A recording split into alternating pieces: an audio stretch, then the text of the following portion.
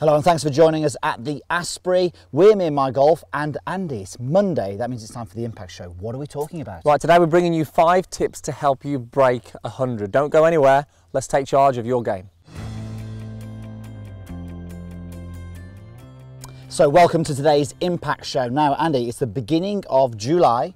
Now July, meandmygolf.com is all about beginner golfers. So if you're new to the game or you've got some friends who want to get into the game, July is the month for you. So we've got lots of things going on, lots of content, also a video series on beginner short game, which is well worth a watch. Yes, and we've got the Open this month also, so that generally gets a lot of people into the game. Hopefully we get a good summer. Well, fingers crossed. This is it, when the weather gets nicer, people want to get into the game. So hopefully, fingers crossed, the weather is good for us. Right, okay, so look, we wanted to start this off by talking about 5 things that we see that can help people improve their golf scores, especially if you're looking to break 100. So many people have that as their goals, don't they, Andy? They want to break 100. How can I do it? So we're thinking, well, if we can get 5 tips to help you with this, you know, it's amazing if you can just take these tips on board.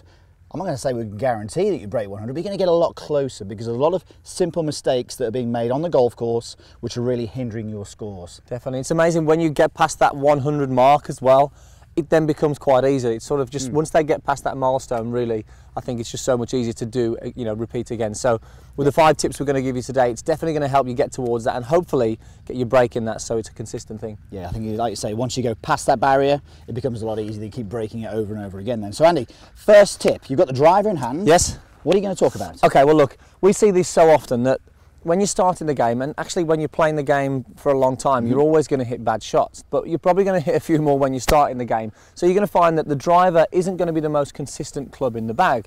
Now what we see golfers do all the time, Pierce, is they know that they should aim down the fairway, down the middle of the fairway, but the problem is, if they've got a consistent ball flight, let's say the ball flight tends to go left to right and their bad shot misses to the right for the right-handed golfer, the slice, which is the most common one, then it may not always be the key thing to do is aim down the middle of the fairway. So we're going to say aim your ball flight, not your body, because ultimately when we're on the golf course, we want to get the golf ball in play. So if your ball tends to miss to the right, if you aim straight and keep missing the ball to the right, well look, let's aim left. Let's get your body aiming left so your ball flight then finds the fairway, irrespective of where you're aiming. Yeah. The driving range is the place to actually improve that and work on correcting it, but when we're out here, the job is to get the golf ball on the fairway. So I'm actually going to give you a 2-for-1 with this tip, Pierce. Now, if I was to actually just set up, for instance, in the middle of the tee here, or even just to the left of the tee here, now for somebody who hits that left to right shape, it almost brings this little house into play, which is the last thing I obviously want to do. So if you do have this ball flight that curves to the right, then moving over to the right-hand side of the tee just opens up that left side of the fairway. So positioning yourself on the tee also makes a huge difference, because now I've sort of opened up the left side of the fairway, I can aim down the left, start it that way, and then curve it back to somewhere hopefully near the middle of the fairway. You've got a much better view of the fairway from there. Exactly, as you say, it's a wider shot, isn't it? Exactly. Okay, so what I'm going to do, I can see 2 trees sort of on the left-hand side of the rough, which seems strange. I'm going to aim at the rough, but on this hole it's perfect, because if it goes straight, I'm still okay. But I'm going to aim at those trees and hopefully allow for a little bit of left to right and hit it somewhere towards that sprinkler. That's my sort of plan, Pierce, on this one. So I get myself positioned there down the left-hand side, a little bit of left to right on this, hopefully find the fairway. And as you can see there, it started left, maybe a little left of where I wanted it to, but you can see there, that's absolutely split the fairway, and I'd be happy with that. You've just hit the fairway with a 20-yard slice. Now obviously, as you say, you can go to the practice area and get rid of that, but on the golf course, you've got to allow for that 20-yard slice, and as you said, middle of the fairway. Exactly, so make sure you give that a go, guys. Make sure you aim where your ball flight tends to like to go, and you're going to find more fairways. Hopefully they'll lower those scores. So tip number 2 is stick your finish, Pierce. Talk us through this one. Do you know what, Andy? So many people, when they start the game, they've played other sports, and to get the ball in the air, they've had to be on the back foot or lift it. You know, golf is very different. The golf club, the hitting area is different to the shaft in that it is lofted up. So the loft on the golf club is going to get the golf ball in the air. So when people are trying to lift the ball in the air, they'll hit off their back foot. Now we know, you know, the more people hit from their back foot, the more the low point of their swing happens before the golf ball. So they could hit the ground well before the golf ball and duff it a few yards.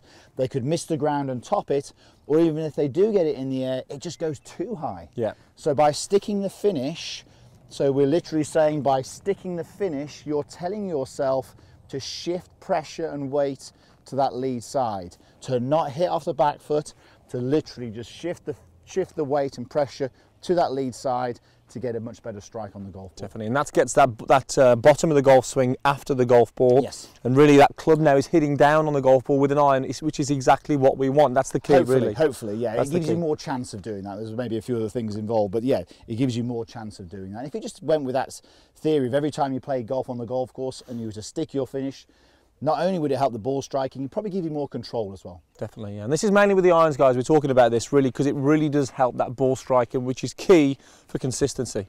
Okay, let's stick the finish. And you can see Pierce perfectly imbalanced there, nicely on his left side. Could even do one of these, Andy, at the end there. Bit of a tap there, bit of a tap with the foot. Tells me that pressure's into that foot there. Brilliant. Okay, let's get to tip number 3. Andy, we're now getting closer to the green. We're hitting fairways more, we're hitting better irons. We've got a simple chip here. So many shots are wasted in this situation for people trying to break 100, aren't they? So what are we seeing? What sort of things are the problem we have? Well, look, I think when we get close to the green, people tend to want to go automatically to their pitching wedge or the sand wedge to do these chip shots. But what happens is they're so focused on the actual flag. So they play a shot there. Let's say I've got a sand wedge here in my hand. So I'm going to actually see what I see with golfers. So I'm going for number 3 here straight in front of me, a bit of green to work with. We see golfers look at the flag, okay, and play the shot to that flag. Now, if you look at that, it's landed near the flag, but it's gone too far past. Yep. Okay, so my target then was really in the wrong spot. But also, this brings a lot of risk into play. Using a high lofted club requires a fair bit of speed, but also it's quite hard to do consistently. High skill level as well, definitely. Definitely a high skill level. So what I'm going to do here, I'm going to swap clubs here. I've got a 7 iron. Now the first thing when I do when I approach this shot is think about where I want to land the ball. And the closer you can land the ball to yourself on the green as well, hopefully, then the easier it's going to be, Pierce, as well. So my landing spot here is probably about 2 to 3 yards on the green. So all I need to do now is focus on that spot, not the flag. So I've got my 7 iron. All I'm going to do now, look at the difference in the swing that I'm going to produce. Much shorter, so much more consistent. And the ball is going to spend the time on the ground. Yes, my target at the flag, but my landing zone is on the green. And you're going to see that the balls are going to get rolling very quickly, and it's so much more consistent to do. And you know what, you're absolutely right about this. And what I like about this is when you pick a zone and focus on that, that is exactly what you should be doing. Think of the mixed messages that you're giving yourself. If your brain knows that you should be landing it short, but then your eyes are looking at the flag. So you get confused when doing this, and I think it's a real big problem now. So 7 iron, landing it just on the green, allowing it to run out. This is definitely more consistent. Very nice. So you can see there, the ball landed very sharply on the green, and I'm about 3-4 feet now, maybe maximum. I'm sure you'd give me that one, Pierce. I may. But the good thing again with that kind of shot is, even if you get that shot wrong, where you catch it a little bit in the middle of the ball and you thin it a little bit, that low running shot, well, guess what? The good shot is a low running shot as well. So actually, it's the same sort of shot. Well done. Thank you. The putting green is where you're going to have most of your shots, so it makes sense we do a tip on here. So tip number 4 is don't accelerate. Pierce, this is really going to save a lot of shots for the golfers, especially if they want to break 100. And don't accelerate. Talk about don't accelerate. It sounds a bit strange. So the scenario we're in is we've got about a 40-foot putt. Now, if you're trying to break 100, how good are you at getting the golf ball in the hole from 40 feet? We would see generally people aren't very good at it. Even, you know, people when they're a 10 handicapper struggle with this. You know, 2 putting from this range is really, really important. And I think one of the things that we've been sort of told over the years is that putter head must accelerate when you're hitting the golf ball.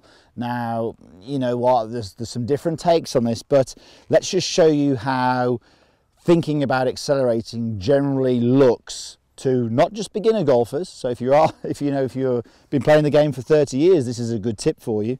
So we generally see that the backswing length is the same length no matter what length the putt, and then they judge the distance based on the acceleration. So we see something like that.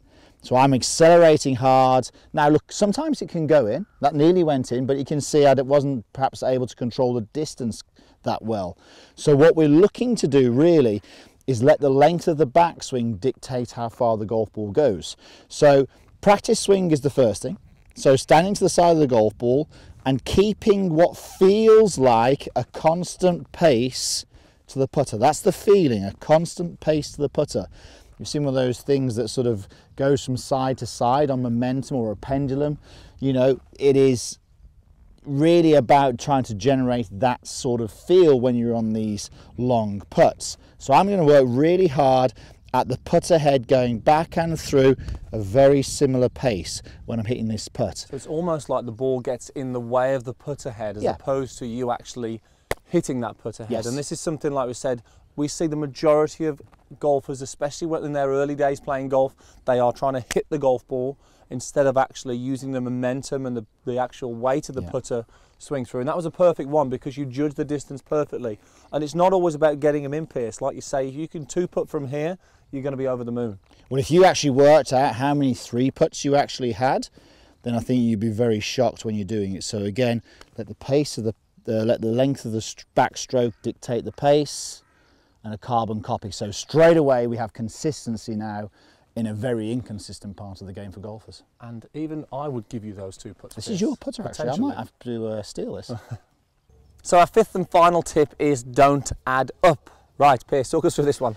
Do you know what? We get clients who come to us who are trying to break 100, and we'll say, how you get on? I say, well, I played the other day and I shot 101. He said, but I was at 48 on the front 9. I really thought I was going to break it, but you know, you can see where we're going with this.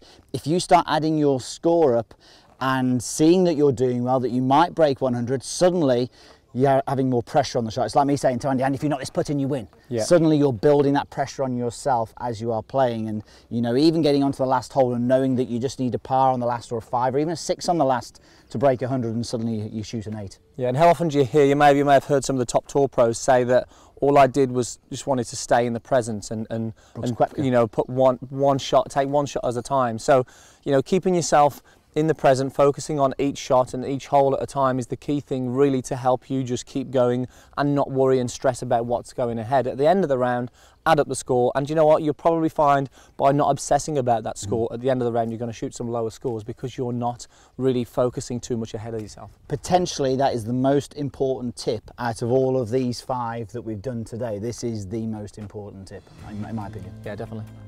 Thank you so much for watching. We hope you enjoyed that. Now, don't forget to comment below so we can pick some questions for next week's video, and also make sure you hit that subscribe button if you're really serious about your golf this year. Yes, definitely. And don't forget to check out meandmygolf.com, where the month of July, it's all about beginners, remember. Make sure you get your 30-day free trial. Click the link in the corner and we'll see you there.